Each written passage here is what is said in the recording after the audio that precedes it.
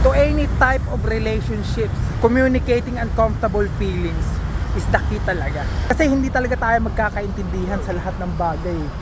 Even magkakapatid nga eh. Kahit same sila ng kinalakihan, pero iba-iba din sila ng experience. Kaya magkaiba talaga yung mararamdaman mo every situation. Kaya hindi kayo magkakaintindihan kung wala kayong communication with each other. And na-realize ko to sa meeting namin kanina with my business partners na si Gadget tsaka si Papi, na sa meeting namin kanina nasabi ko yung mga uncomfortable na nararamdaman ko towards sa kanila.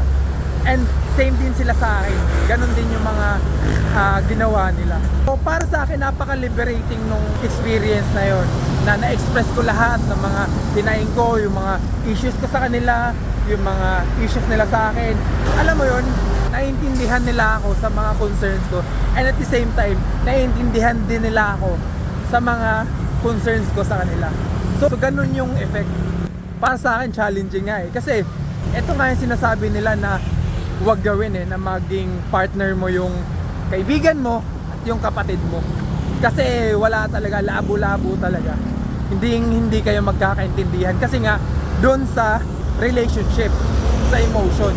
Pero eto, tinake ko siya as challenge. As long as pinag-uusapan yung mga uncomfortable na feelings o mga nararamdaman nyo sa isa't isa. So para sa akin, sobrang natuwa ako sa meeting na yon kasi nasabi ko lang. I'm not sure kung sila din na-share nila lahat. Pero good thing is, monthly namin siya gagawin. Kung hindi niya nasabi lahat yon, pwede niyang i-share yon sa mga susunod na meeting. Kaya para sa akin, communication is the key talaga. Pero communication without understanding, wala din. Kaya importante na naiintindihan mo rin. Kasi yun nga, magkaiba kayo ng experiences, magkaiba kayo ng pinaniniwalaan.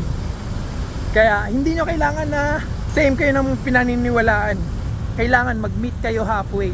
And yun lang, para sa akin, yun yung ibig sabihin ng understanding, na naiintindihan nyo yung belief nung isa, tas belief nung isa.